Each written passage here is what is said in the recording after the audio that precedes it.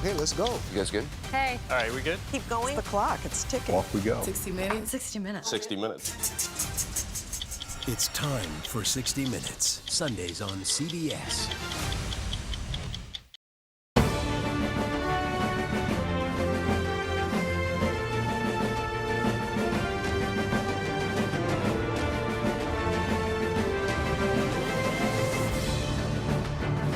There are dozens of hostages still remaining in Gaza, still waiting for a deal that will bring them home. It is time to finalize that deal. We are just 10 miles from Mar-a-Lago, home of one Donald J. Trump. He calls it the Winter White House.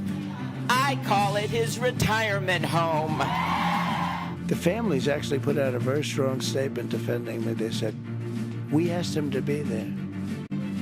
Hello, everyone. I'm Major Garrett in Washington. Welcome to America Decides. Vice President Kamala Harris and former President Trump are both traveling through battleground states this week.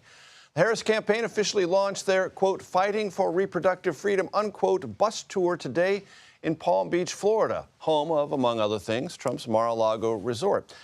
Minnesota Senator Amy Klobuchar and Florida Congresswoman Debbie Wasserman Schultz were among those who addressed supporters. After campaigning in Pennsylvania over the holiday weekend with President Biden, the vice president heads to New Hampshire tomorrow. Meanwhile, Trump is scheduled to address a Fraternal Order of Police event in Charlotte, North Carolina, Friday. His running mate, J.D. Vance, will be in Phoenix, Arizona, and San Diego, not far from the Mexico border, this week. Caitlin Huey-Burns and Aaron Navarro join us now. Caitlin, I want to talk to you first about where Vice President Harris will prepare for the debates.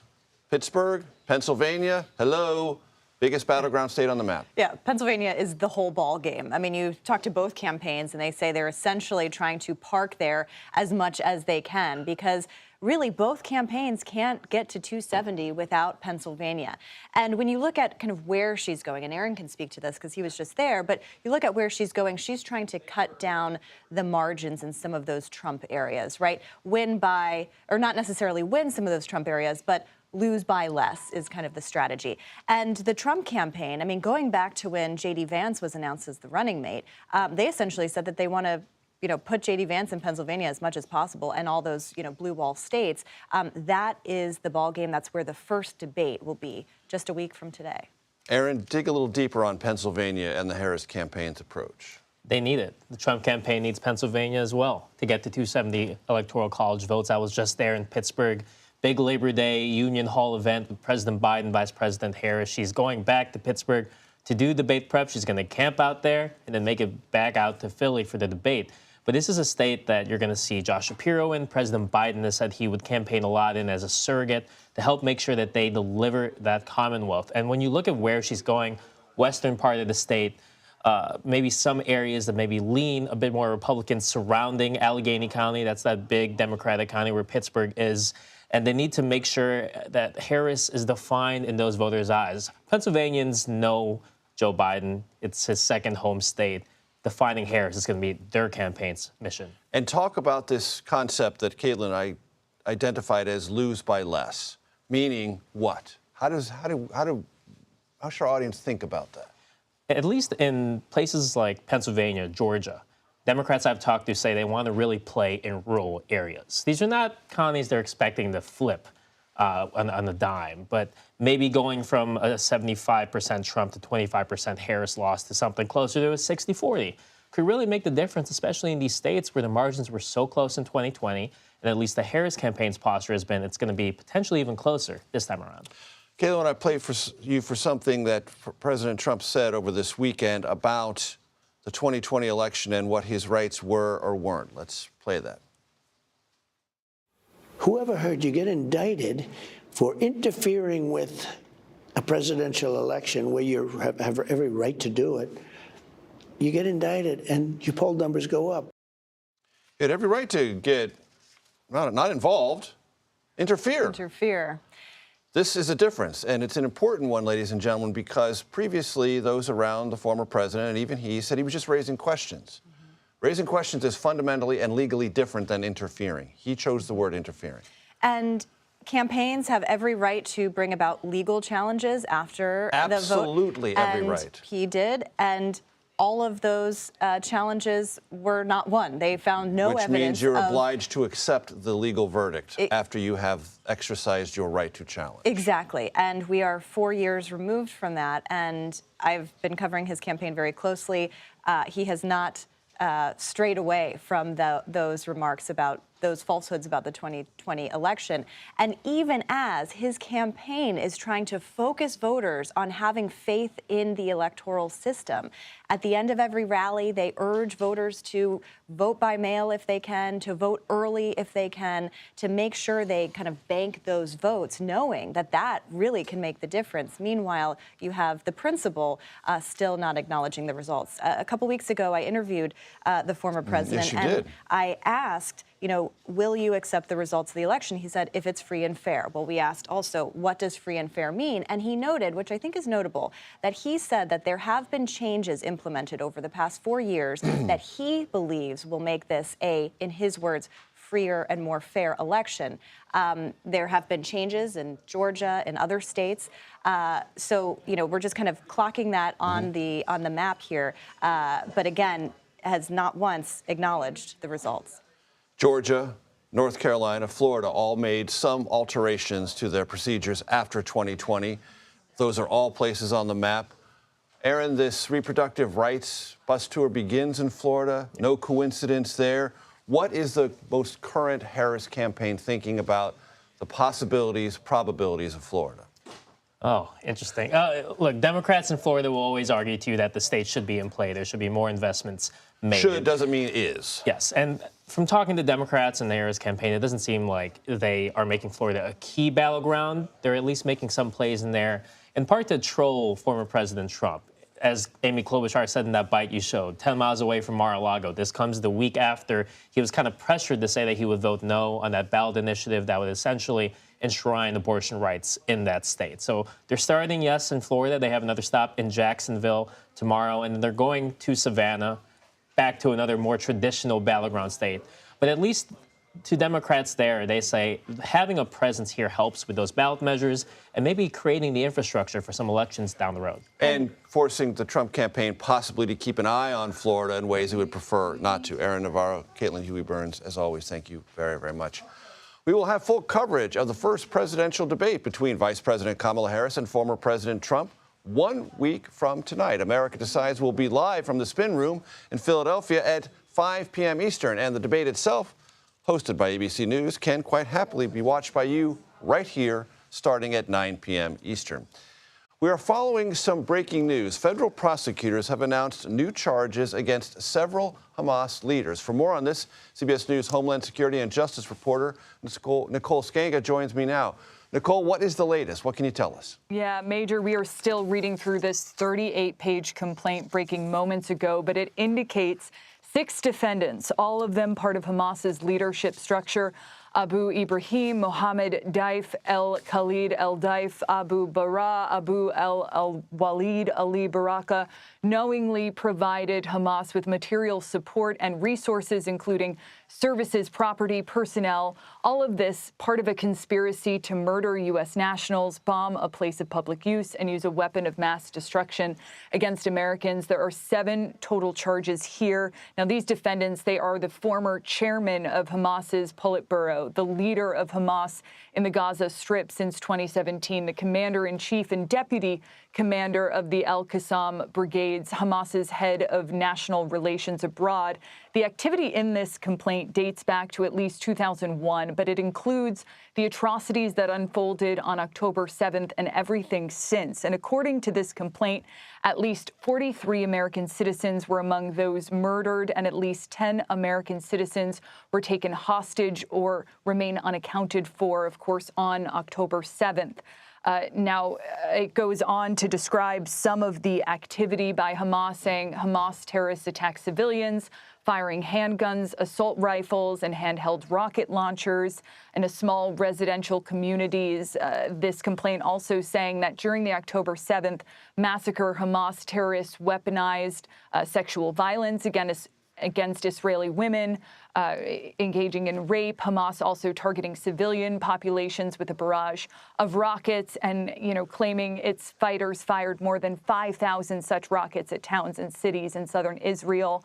Of course, this indictment also coming on the heels of the discovery of 6 hostages killed in a Gaza tunnel. And on Monday, hundreds of thousands of Israelis took to the streets demanding the government do more to free others held captive by Hamas. Thousands were also in attendance at the funeral of one of those hostages killed, Israeli-American Hirsch Goldberg, Poland, and Attorney General Garland releasing a statement just literally moments ago saying that this weekend we learned that Hamas murdered 6 more hostages, including Goldberg, Poland. He goes on to say the Department of Justice is investigating that murder and each and every one of the brutal murders of Americans, and saying the Department of Justice is going to continue to support an all-of-government effort to bring those Americans still being held hostage home, noting that the charges that were unsealed today are just part of one effort, one aspect of Hamas's operations and DOJ's efforts to go after them.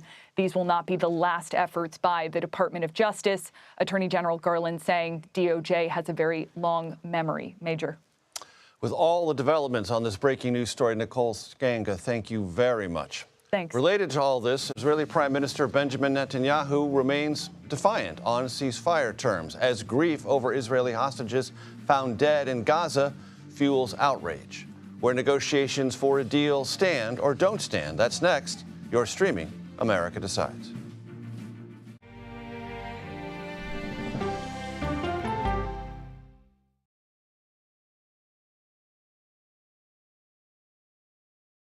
These are the stories 1, 2, 3, go!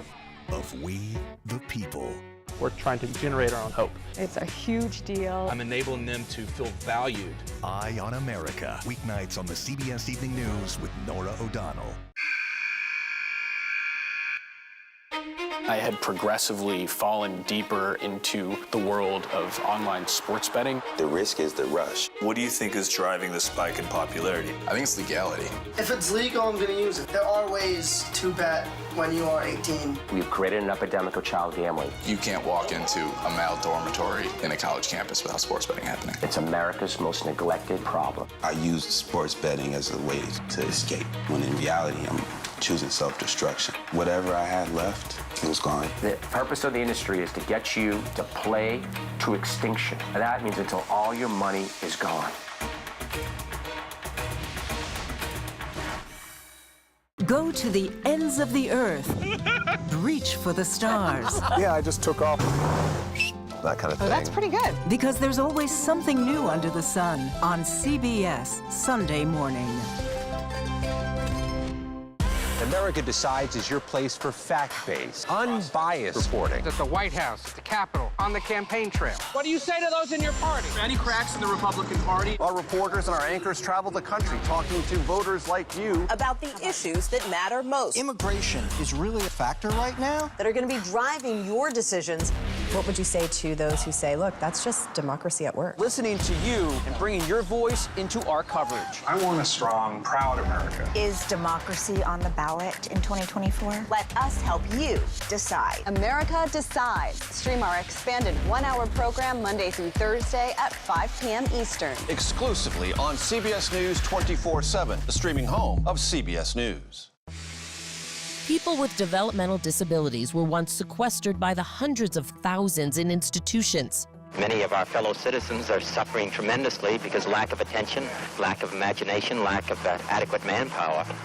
Disability activists have since torn down barriers blocking them from living at home or in the community.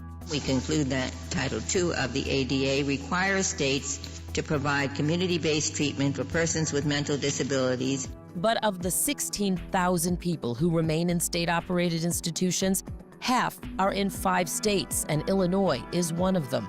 I don't want to live in the institution. It makes me feel discriminated against.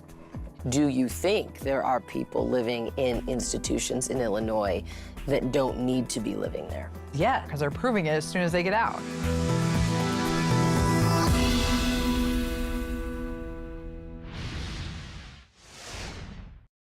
For 23 years, I was privileged to have the most stunning honor to be Hirsch's mama.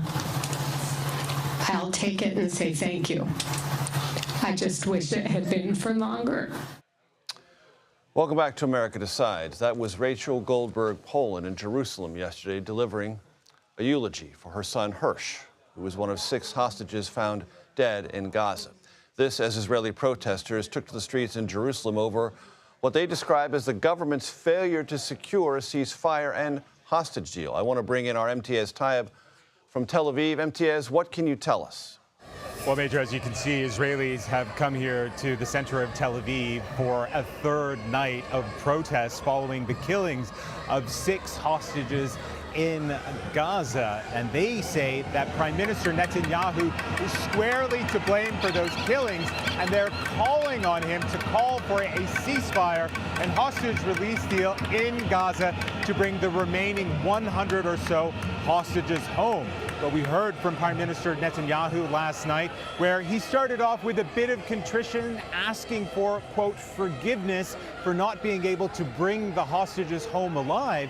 And then very quickly he pivoted, being extremely defiant, saying that his plan will not change, that he and the Israeli military will continue their presence in southern Gaza and what's known as the Philadelphia corridor, saying that it was vital that they did that. Now, for Hamas's part, they say that they will not accept any agreement which sees Israeli forces in Gaza anywhere, let alone along the Philadelphia corridor, which is really the border with Egypt. But as you can see behind me, so many Israelis so angry and in so much pain and are just desperate for the war in Gaza to end and for the hostages to come home.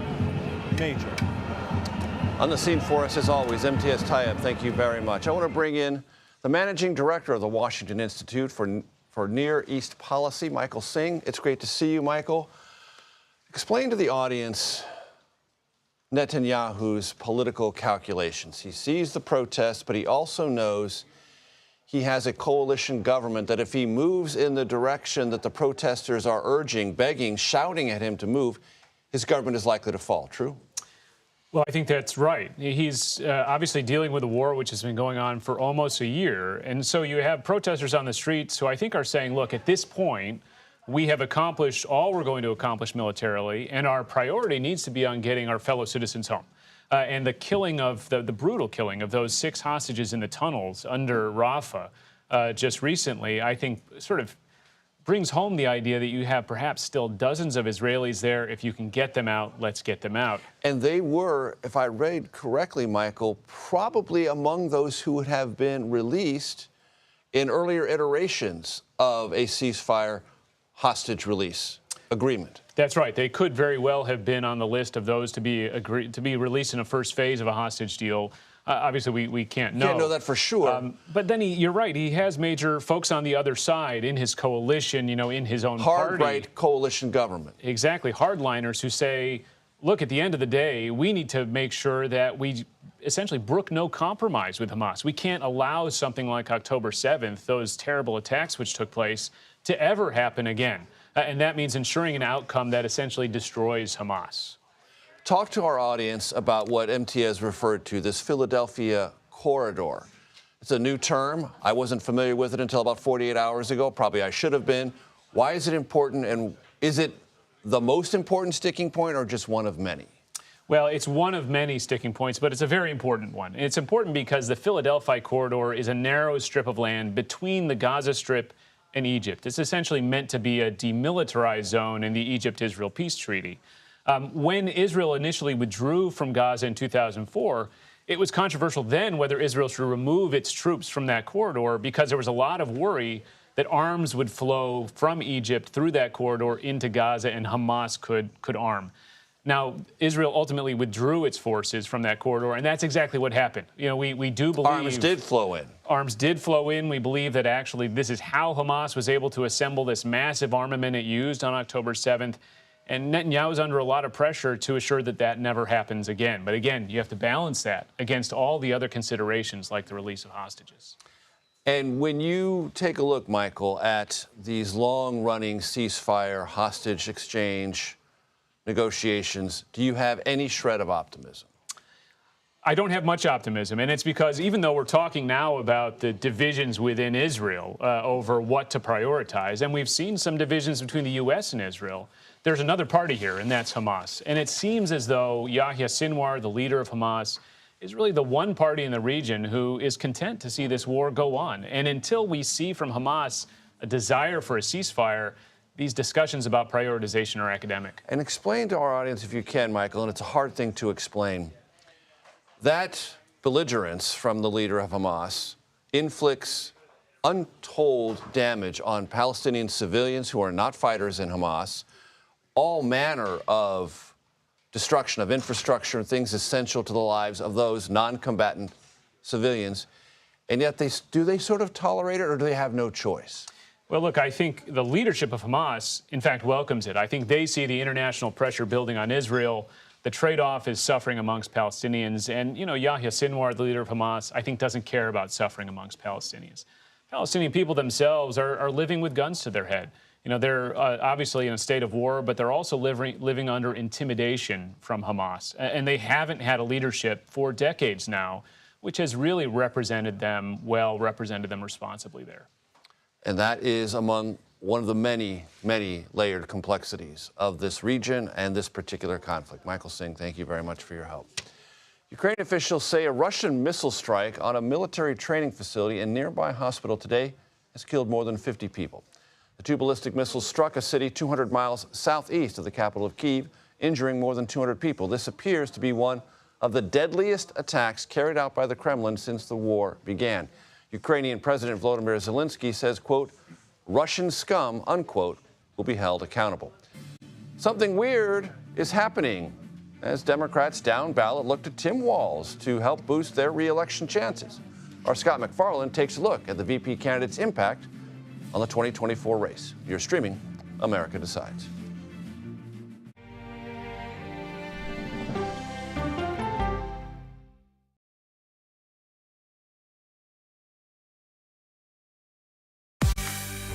On our places, bright, shiny faces. When you wake up in the morning, we want to be your go-to team. Nate has one of the quickest minds I've ever seen. Tony has a way of making people feel comfortable. Gail has this unbelievable knack to ask the question that you're asking at home. I've been told I could talk to a tree, and that's pretty much true. I don't go to work in the morning. I go for coffee with my two good friends, and we talk about the world. Your morning routine just got better. CBS Mornings, weekdays at 7. It didn't seem like anything could happen, because nothing ever happens in East Palestine, but it did. Authorities released toxic fumes from 5 derailed train cars. Resident, please evacuate. Acute bronchitis due to chemical fumes. Did you ever have these problems before the derailment? No, ma'am. This neighborhood's not safe no more. We can assure the community that there's not vinyl chloride entering their communities. Then why are there so many people feeling these various symptoms of bloody noses or difficulty breathing, bronchitis? That's a hard question to answer. We're talking about one of the most blatant releases of a mixture of some of the most toxic chemicals that we've seen in America. I feel like now I have a duty to warn other communities. If my daughter has to watch me die of cancer, at least it saves someone else.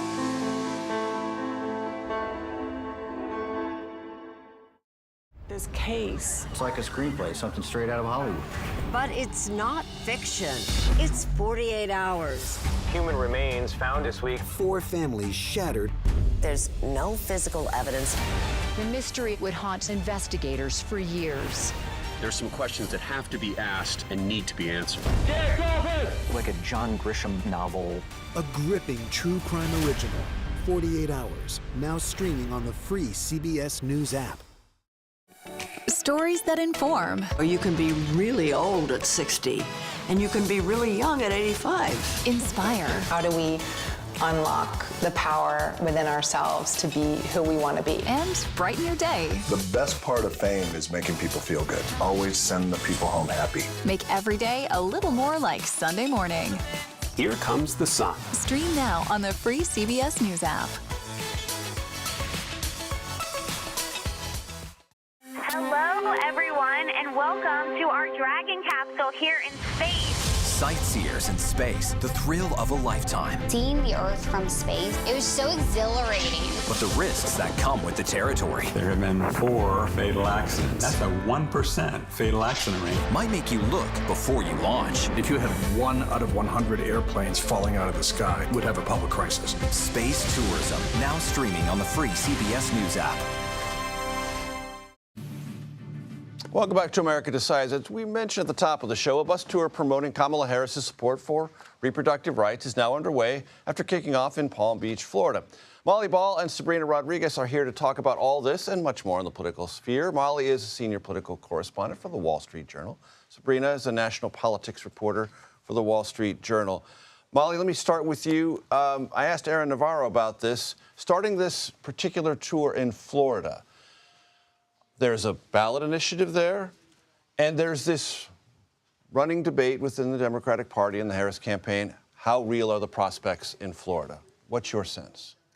We'll know that they're really competing in Florida when they start dropping tens of millions of dollars there, and that's what hasn't happened yet. However, there is an outside chance that Florida does come on the map for exactly the reasons that you just articulated, abortion in particular is the issue that if anything is going to put Democrats back on the map in Florida, that's going to be what it is, not only because there is this ballot initiative, which is polling quite well right now. It does need to get 60% in order to pass, but it would restore reproductive rights. Florida currently has the 6-week ban that Governor Ron DeSantis signed. Which even former President Trump says is too much. Which even President Trump says is too much. And Florida is the most pro-choice red state. Of the states that have reliably gone for Republicans in the last few cycles, Florida is the most socially liberal, and so that's why this looks like an issue to many Democrats that could actually put the state in play, even though it has trended Republican for the last several cycles. And Sabrina, I think it's worth saying in 2022, Democrats in Florida were demoralized. They did not have a standard bearer. The state party was not well either funded or organized. Things feel a bit different. That doesn't mean it's determinative, that it's going to be on the map in a way that's super competitive, but it does feel like Florida Democrats feel more energized and focused this time around than in the most previous cycle. Absolutely. And I mean, something that Democrats in Florida are saying, those who are working on the ground, is that they understand that this might not be something that, oh, they win in 2024 and suddenly everything has shifted and it's suddenly a big swing state. But if they can even show that they have made some types of gains, because in 2022, Governor Ron DeSantis won re-election by double digits. We're not talking about a few thousand votes in the tight races that we know Florida for. It was a decisive win. So a lot of Democrats are saying, you know, they're kind of projecting that big confidence, oh, Florida is in play. But the quiet part they're saying is, even if we don't win, if there is some type of momentum, things like this reproductive rights tour, if there are people coming to Florida, if there is even some money that gets spent, it could just help towards them showing that, okay, all hope is not lost. And Molly, you know, every national campaign is a battle over finite resources. And if there is something that is percolating in Florida that attracts the Trump campaign, that's resources that they might have to devote there that they cannot put in Pennsylvania or North Carolina or Arizona or Georgia. Same thing for the Harris campaign. It just seems to me right now the Harris campaign feels a little bit more like it's looking around the map and has a little bit more wherewithal to spread around in case things get close. Well, it helps when you raise $500 million in a matter of weeks, right? They're not going to have unlimited resources, but they're going to have a lot more resources than the Biden campaign did. And that the Trump campaign currently has. And the Trump campaign currently has. And so this is the point of the campaign where they start playing chess with the map and they start doing these kinds of head fakes to try to draw the other campaign in for exactly the reason that Serena is just saying, to try and get the other side to spend money defensively, similar to, you know, there's a Senate race in Maryland. It's a long shot for Republicans, but if they can get the Democrats to spend money there in what's a very blue state, it's exactly the same calculation that you're talking about. And Sabrina, I found it interesting today that the Harris campaign announced that it was going to hand off $25 million to down-ballot Democratic committees, Senatorial Committee, House Committee, even Attorney General's election committees. What does that tell you? Well, it shows us how much things have shifted from when this was the Biden campaign that was at the top of the ticket. I mean, the conversation just 2 months ago was about, oh, reverse coattails, was about, oh, how could down-ballot candidates be helping Biden win re-election? And now it's a conversation of, oh, no, like, Harris at the top of the ticket can help bring attention to some races across the country. And I think it's important to note that it's not just in the traditional battleground states, but them sort of branching out and saying, oh, there's competitive races across the country in states that might not be a battleground state, might not be a state that Harris is going to win, but they still can help push some people over in those down ballot races. And yet, Molly, I find it interesting, the messaging from the Harris campaign is we're still the underdog. Even Jen O'Malley Dillon was, I think, quoted in kind of a slightly maybe clumsy, unintentional way last week. We don't see a path to victory. Clearly they do. They have to see some path to victory. But this idea that don't take anything for granted and we are still behind, even though the national polling indicates a rebound for the prospects of Democrats at the top and down ballot. I mean, this is a campaign where I think you can't really say anyone is in the driver's seat just because it is so close. But this is also clearly a messaging exercise, right? They are not behind at this moment in either the national or the swing state polling, so they can't be considered underdogs in that technical sense, but they really, really do not want their supporters to get complacent. And this was a constant refrain at the Democratic convention as well, right? Speaker after speaker saying you cannot take anything for granted. You've got to work as hard as you can right through Election Day, mobilize your friends and supporters. And this is also, I think, to the point of this conversation, the theme of this conversation is how is this campaign different than the Democratic campaign that Joe Biden was running? That campaign did not have a surfeit of money. It did not have a surfeit of enthusiasm. This is a campaign that has so much enthusiasm that they're trying to direct it. They're trying to say, if you are this enthusiastic, make sure you are working as hard as you can, not just skipping around talking about joy. Sabrina, the next tentpole event in this very truncated campaign is the debate. How is the Harris campaign preparing for that and the Trump campaign? What do you think the stakes are? I mean, the stakes are high, and I think prior to the June debate, there was a conversation about the importance of debates and the significance of debates, and we were sort of questioning, okay, how much do they really matter? I think the June debate showed us they really do matter, and they really can have an impact. So I think this is really going to be an opportunity for Harris to show herself as a leader. I think she had to check that box doing the interview with CNN last week and showing that she could talk about the issues, talk about how she's changed. But there is a question of her showing her leadership, her showing how she can face off with Donald Trump. And we're going to get to see that firsthand. And then on the Trump side, I mean, we've seen him sort of flake and go back and forth about if he was going to debate to begin with. And that's part of him adjusting to having to run against Kamala Harris, who is a very different candidate than Joe Biden. So I think part of what we're going to see next week is just how does he maneuver around her? Is he able to contain himself when we know that he, wants to speak up or speak over her, and just sort of how does it look?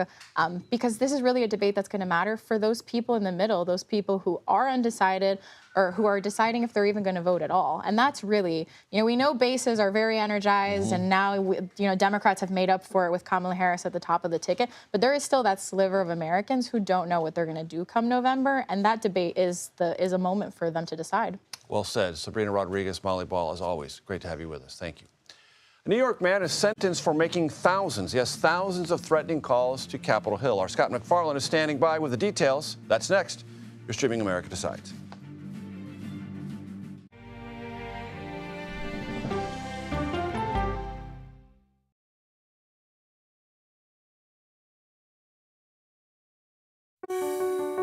Washington is the seat of power. National security, foreign policy, global economics, every story comes through Washington in some way. We bring some of the most powerful voices in America to the table. We don't just ask the questions, you have to go deeper. We try to understand what's at the heart of the issue we're talking about, to then come forward with solutions. Face the Nation on CBS. The justices ruled that Harvard and the University of North Carolina violated the Constitution. In the aftermath of the Supreme Court decision to end affirmative action in college admissions, uncertainty sets in for some students of color. Affirmative action really gave us an equal opportunity. CBS Reports explores the historic decision and what it means for those chasing an opportunity to change their lives. I knew that college was the ticket to break this cycle. The end of affirmative action, now streaming on the free CBS News app.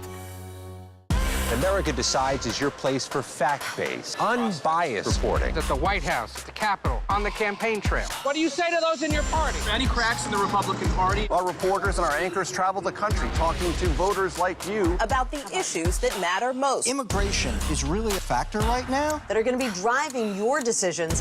What would you say to those who say, look, that's just democracy at work? Listening to you and bringing your voice into our coverage. I want a strong, proud America. Is democracy on the ballot in 2024? Let us help you decide. America Decides on CBS News 24/7. Stream our expanded one-hour program Monday through Thursday at 5 p.m. Eastern.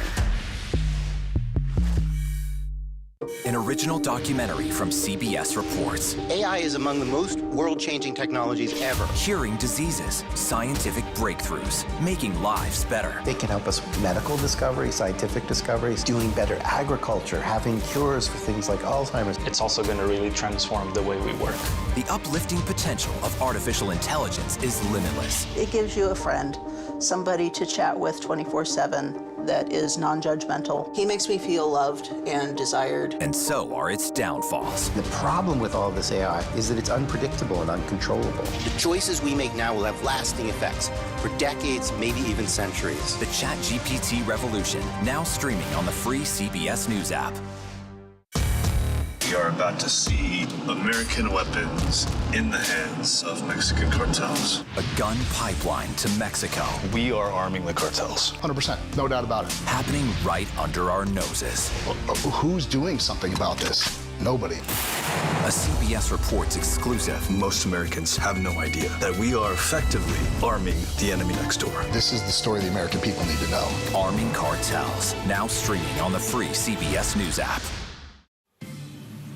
Welcome back to America Decides. A New York man has learned his fate, his judicial fate, not his existential fate, for making more than 12,000 harassing and threatening phone calls to congressional offices. His name is Uday Salim Lilly, and he's of Queens. And he was sentenced this afternoon to 13 months behind bars. Among the many threats, prosecutors say he told one congressional staffer that he was going to kill them. Back in May, Lilly pleaded guilty to a federal charge of making interstate threats. For more, let's bring in our Scott McFarland, who joins us, as you can see, just outside the Justice Department. Scott, why does this case attract our attention, and put it in the context of this larger conversation about threats against lawmakers? Yeah, Major, this was a profound, prolific case. According to the court documents, Lilly made about 12,000 harassing, menacing, sometimes threatening calls to congressional staff and congressional members, reaching more than 50 different congressional offices across the country. That is just a high volume of calls, a large number of threats. It stands out. But in the broader context, it takes some outsized importance, Major, because it's happening at a time of political toxicity, of political violent threats, and it's happening as the number of threat investigation jumps by orders of magnitude, involving members of Congress and other elected officials. And it's happening as we get closer and closer to a divisive election. All of this underscores the significance of federal prosecutions. They're trying to provide some deterrence to stop people from this type of dangerous, menacing behavior. But it also underscores just how big a threat this is. These are threats issued in so many cases, Major, to young people, to young congressional staff, to interns manning the phones. Getting death threats is a reality. It's causing quite an impact on Capitol Hill. Scott, very quickly, do the court documents say anything about motive, or if the recipients of these threats were of one political party or another more than the other? The charging documents and the sentencing memos don't underscore a political motive, more of an anti-government sentiment based on what they're saying in the court documents. He was somebody particularly frustrated and venting anger at government and institutions, and that's consistent with what Capitol Police see. They see a cross-political, almost an apolitical number of threats in so many cases coming from anti-government zealots or people who have animus towards the government itself.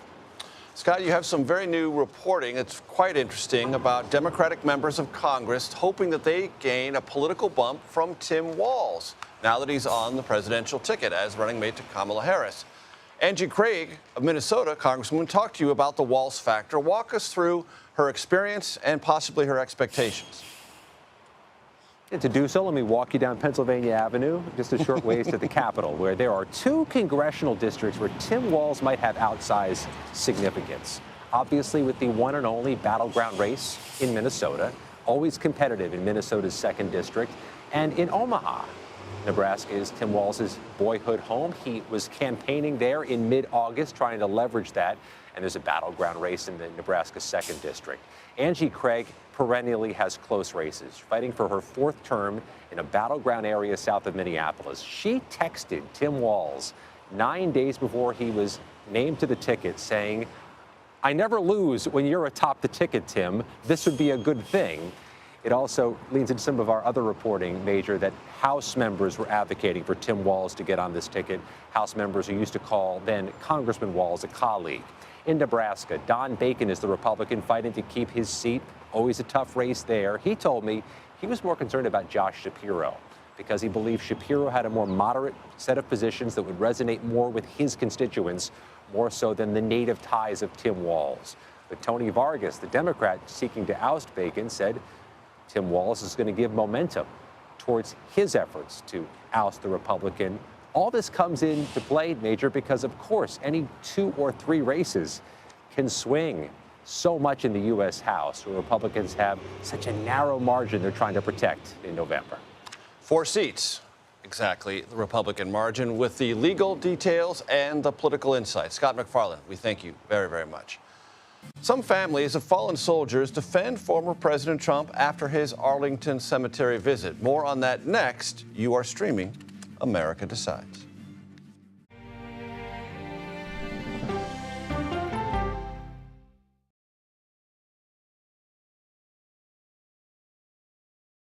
Go to the ends of the earth. Right now. We got something crazy.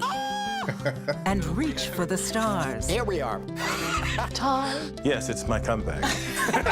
Hey, this is pretty fun. But wait, there's more. Experience thought-provoking. I'm open to the idea of being a human being. Innovative and truly original reporting. Look through a telescope and go, wow. Because there's always something new under the sun on CBS Sunday morning. At this moment, terrorists could be plotting another attack. 9/11 triggered a counter-terrorist system that included a secret database. This person needs a closer look. A growing list of nearly 2 million people, including some Americans who say they're innocent. On 1-hour flight, I have to spend 6 hours to go and come back. CBS Reports explores the system, the people responsible for it, and those pushing for change. I'm not fighting against them. I'm fighting for them to do the right thing. The Watch List, now streaming on the free CBS News app. Don't miss true crime anytime you want, anywhere you go. With the 48 Hours podcast. Real crimes, real lives, real justice. There's some questions that have to be asked and need to be answered. Listen to 48 Hours on Apple Podcasts. An original documentary from CBS Reports. Imagine yourself in Manhattan with no police, no army, no mayor. The people of Haiti stare down poverty, corruption, natural disasters, and violence. 90% of the guns that are used by gangs in Haiti are American guns. But with an unbreakable spirit and eternal optimism.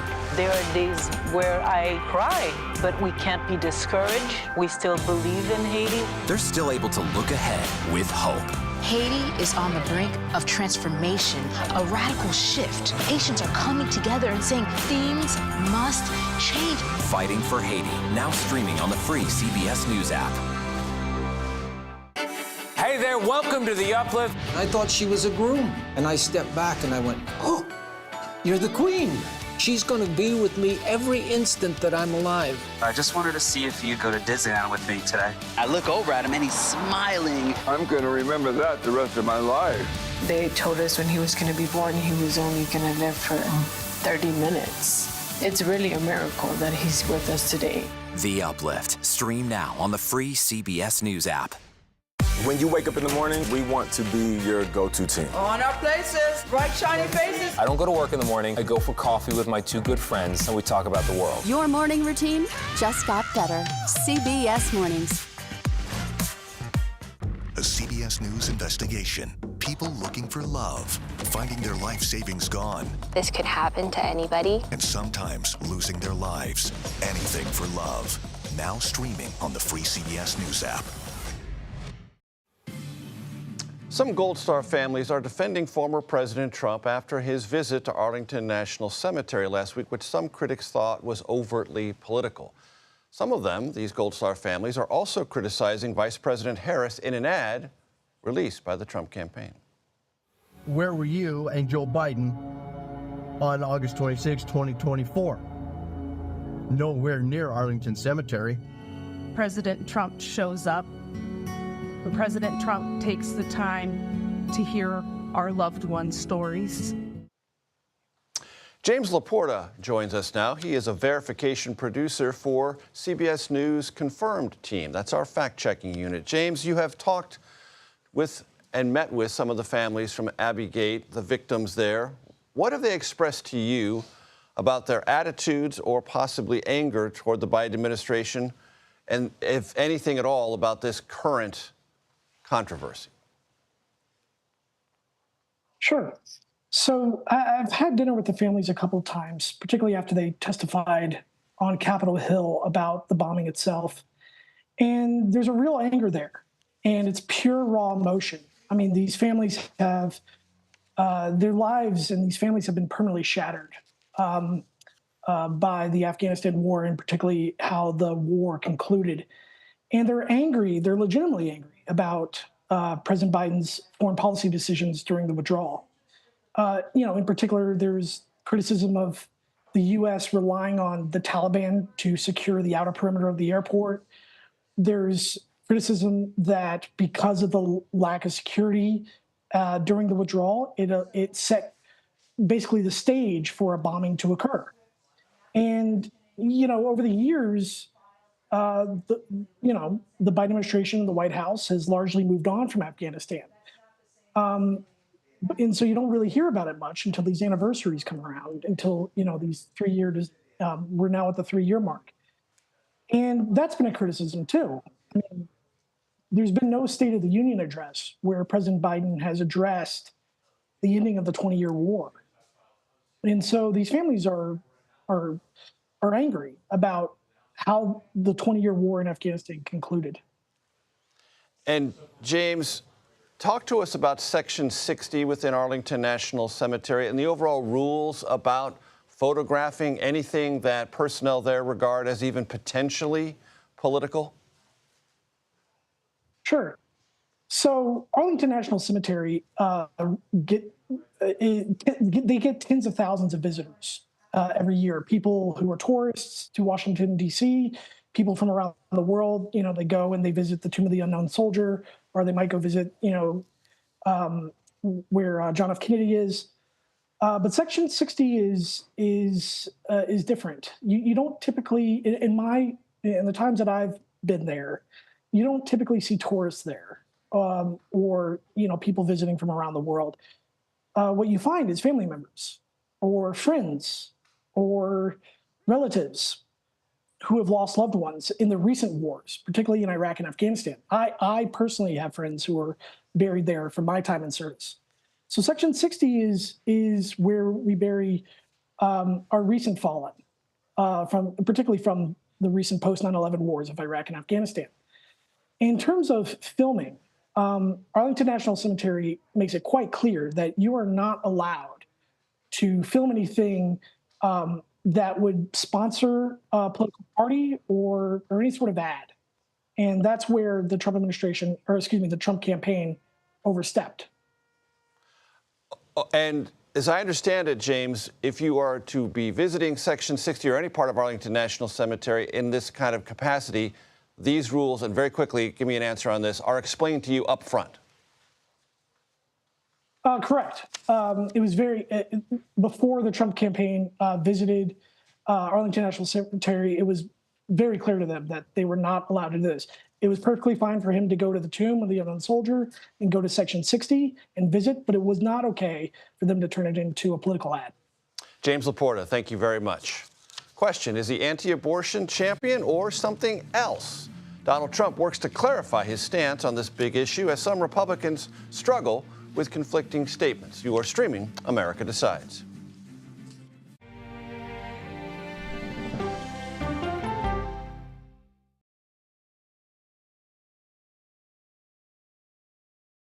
Okay, so let's just start at the beginning. Well, let me start with this. What is at stake here? What is the answer then? Do you know why? You want me to just keep going? Is that a good thing or a bad thing? Were there death threats? How is this possible? What's wrong with that argument? Are you saying they lied? Have you told the government that? Why won't you say the word crisis? You're not answering my question. This really Is that scary? Does that make sense? What do you mean? What does that mean in Did English? any of that make What sense? have you learned? What's your response? What happened? Why? It's time for the CBS News Original 60 Minutes, Sunday on CBS and streaming on Paramount+. There is no more room in our city. New York City is receiving record numbers of migrants. Today, we're going to have more than 500 adults and children come through that door. Tensions rise as shelters reach max capacity. We don't have to take care of them. CBS Reports goes inside a crisis cities and families are facing as they fight to survive. The United States still has that glimmer of hope for people to come here. Fighting for a future. Now streaming on the free CBS News app. An original documentary from CBS Reports. Since you started La Soup in 2014, do you have any sense as to how much food you've rescued from the landfill? We've rescued 4.5 million pounds. I can't even fathom how much food that is. And that's one little person in one little city in America. We're going to call this chicken piccata. We did 450 of these meals today. This is the exact dish you and I are going to have. Yep. Oh, really good. Is it good? Mm-hmm. Having a plan of how to keep people fed should be in every single city. If we eliminated food waste, could we eliminate hunger? Yes. Eating Trash, now streaming on the free CBS News app.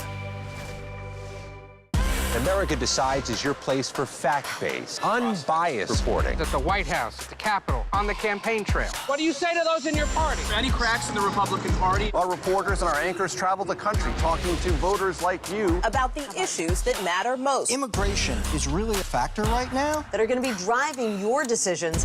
What would you say to those who say, look, that's just democracy at work? Listening to you and bringing your voice into our coverage. I want a strong, proud America. Is democracy on the ballot in 2024? Let us help you decide. America Decides on CBS News 24/7. Stream our expanded one-hour program Monday through Thursday at 5 p.m. Eastern. When people say who's first to get in the morning, that would be me. Morning news matters because it sets the tone for your day, and it's a way of getting you started. Day to day, that first draft of history, it happens right here. We're going to uplift you. We're going to send you out your way. We take you places, we teach you new things, and we make you feel like, you know, it's not all bad. People say to me, you always seem to be having a good time. And you know what? You're right. Your morning routine just got better. CBS Mornings, weekdays at 7. Welcome back to America Decides. Here is a quote you don't hear every day. You ready? I feel like Satan is running his campaign, unquote. Those are the words of a prominent anti-abortion activist about Republican presidential nominee Donald Trump. Her voice is featured in a new article from Notice, exploring the growing divide within the anti-abortion movement caused by former President Trump's, it's fair to say, mixed messages on this issue. In response to that quote, a spokesperson for the Trump campaign told Notice the former president has clearly and consistently said, quote, the issue of abortion should be decided by the people in their respective states, not by the federal government in D.C. Notice reporter and co-author of this article, Oriana Gonzalez, is here in our D.C. studio. Great to see you. Thank you so much for your time.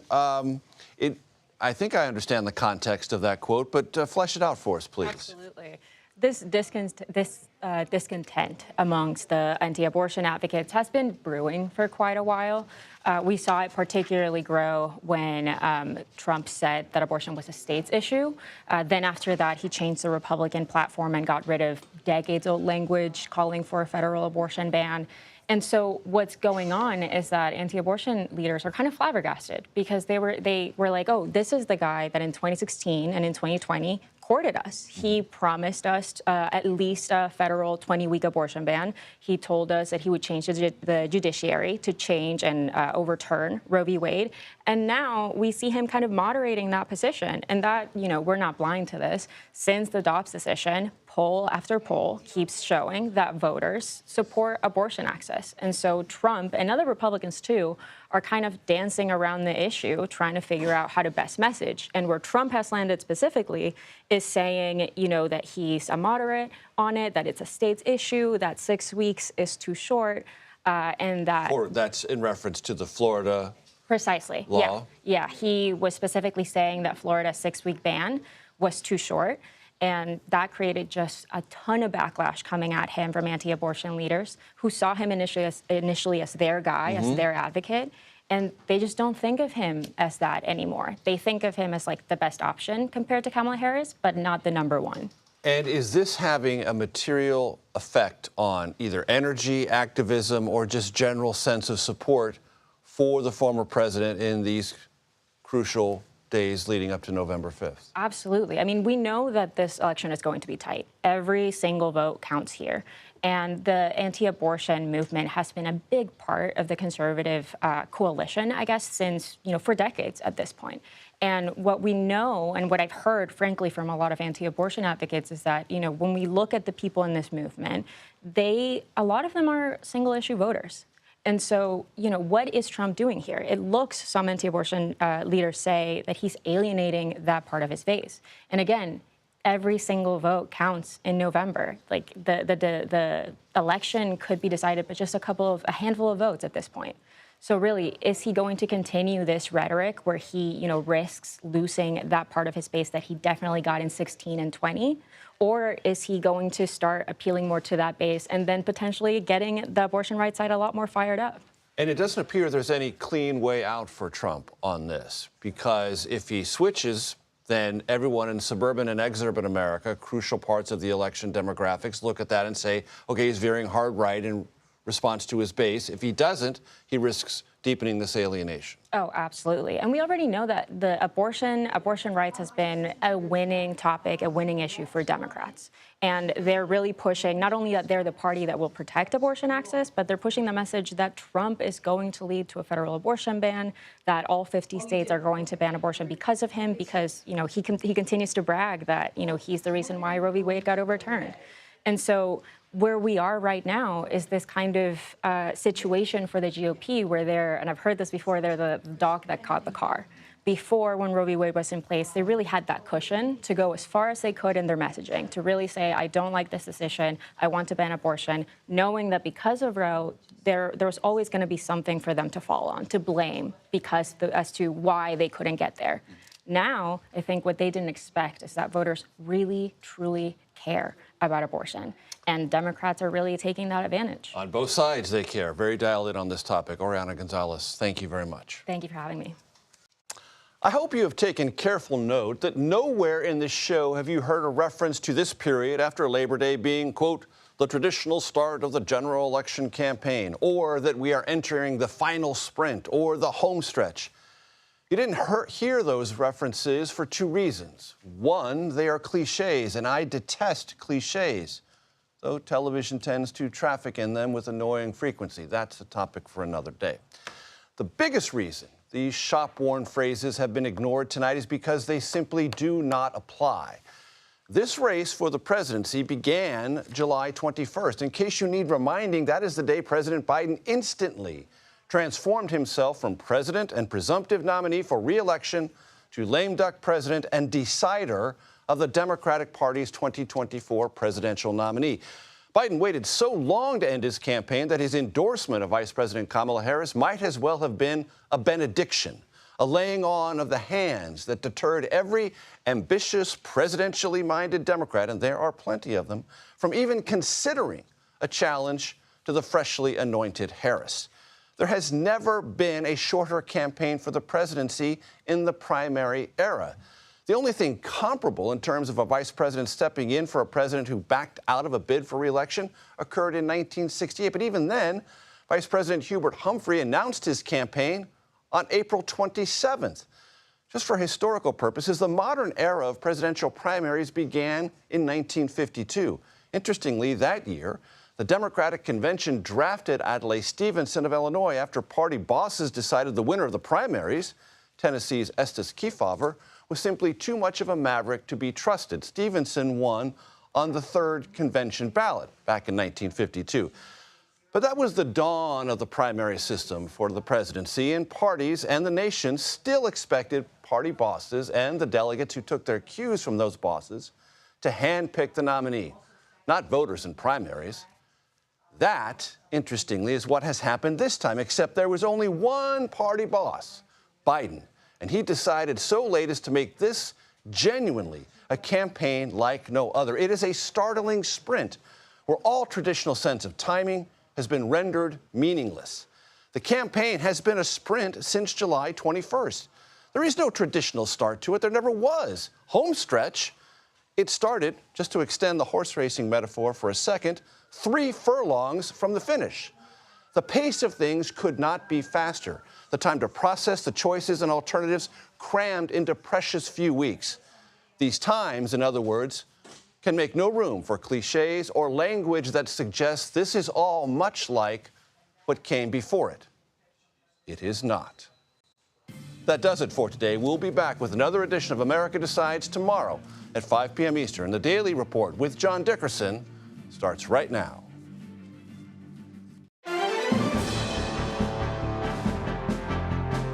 Welcome to the Daily Report for September 3rd, 2024. I'm John Dickerson.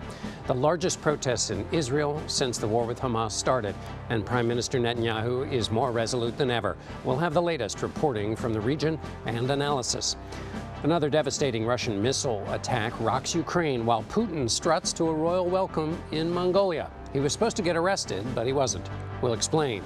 This is just a sliver of the jittery world the next president will have to manage.